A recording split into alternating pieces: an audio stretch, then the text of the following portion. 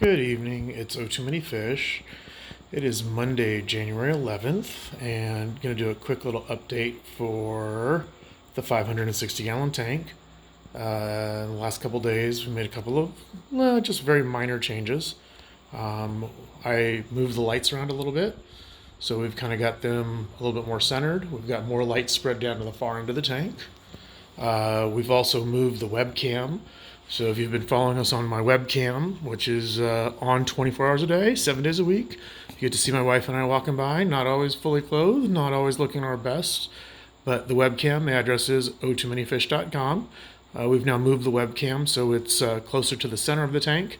You've got the ability to pan, tilt, and zoom and follow any of your favorite fish around the tank and zoom into the polyp level if you'd like.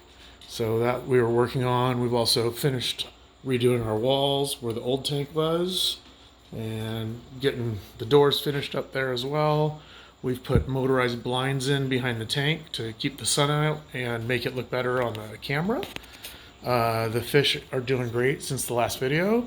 Corals are doing well, with the exception of one, our cool Elegance coral down here with the pink mouths. Neat. But one of the Venustus angels is nipping on it, which doesn't surprise me. But what's kind of interesting is the joculator angel comes over and pushes him away and won't let him continue to pick on it. But this is too unique of a elegance coral for us to wait and see who's going to win that battle. So we're going to give it back to where we got it from. And let somebody else have the opportunity to get that. And then if we pop up here, once again, friendly golden angel. Don't know how it happens that way. But just a quick couple of minutes. I'll try to stay steady. Everything seems to be doing really good. The Navarcus angel, which we added the other day, as you can see, has settled in nicely. And it seems to be doing really well. The tiny flameback angels that got lost in the transfer to one of the other tanks. There's one right there. There's one right there. So now we just have to find, it's hard enough to find a pair of fish when you have a harem or a trio. Makes it a little bit more difficult. Usually there's one up here on top somewhere. And the assessors, oh my gosh. Assessors, if you've never overlooked these fish in the past, let's see if I can get around to the side. All right, so we're on the back side of the tank now, and this is one of the McNeil Assessors. And I know when you're at the fish store or even the wholesaler, they're in a cube, and they're just this dingy-looking fish. And if we can get it kind of top down and get them back in the light, they are such a cool midnight blue color. And we have 4 of them now that are just hanging out. Usually there's a bunch over here on this side of the tank. We'll zoom over here while we're here. That's what I love about my tank. Walk over here and just out of the blue, there's somebody living in a hole. Gotta love that. And I think if I remember this rock correctly, up underneath this Monty over here, there's a couple of barnacle blunnies that are hanging out as well. But if you get the chance to get an assessor, get several of them. They are just the coolest fish. And then the other one we found over here, let's see if we can spot him, is our Jant's pipefish. Has been hanging out right over here on the back side of this rock. But of course, it's not like he's trained to be there at a particular time. Oh, look at that. Here's 2 more of the assessors.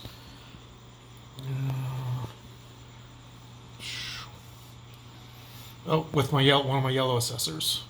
So there are several yellow assessors. There are now we've had 1 McNeil's for a very, very long time. There's now 4 McNeil's in here.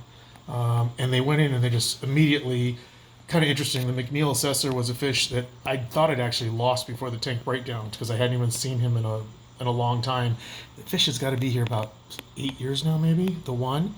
And if we get them all together, you'll see one is substantially larger. But extremely, kind of like the golden, a really reclusive fish. When he came out, just so pretty.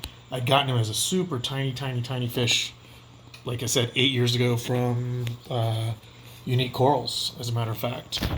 Before I was actually used to work at Unique Corals, got him the McNeil Assessor. And so see him sometimes, maybe not see him for a while, and then got 3 more, and boom, he's out all the time. They're out all the time now, so that's cool. Here's another one of the yellow assessors. Only downside to the yellow assessors being captive bred is when they were in the wild caught ones that I used to have decades ago, the red was much, much more intense. And I've noticed that, the other thing is with Pseudochromis. Let's see if we can go catch one more assessor cruising across over here. Another quick shot of the Elegance from a different side before we say goodbye to this one. So pretty, so cool. So the Pseudochromis, I've always loved them. I've always kept them in my tank. In the past, Fremondis and Springer Eyes were the most easy to keep. And then now we have all the different varieties because they're captive bred. They're actually really good community fish. But sometimes in captive breeding, you lose things. So one of the things I used to enjoy most about the Fremondis was they used to have this electric blue stripe through their eyes. Insane electric blue stripe. And then it'd be a little bit on their the lower rear fin. And it's just kind of showing up here, but on the lower fin, but there's no bright stripe through the eye. And I've got several of them. I've had a bunch of them. And that's one of the things that somehow just got lost in captive breeding. That stripe's just kind of gone. I think the color was more intense on the wild ones as well. But it's worth it because now their behavior is so much better. We've got that guy right there. We got an indigo Sankei hybrid right there. If we go down in here, there's the Sankei.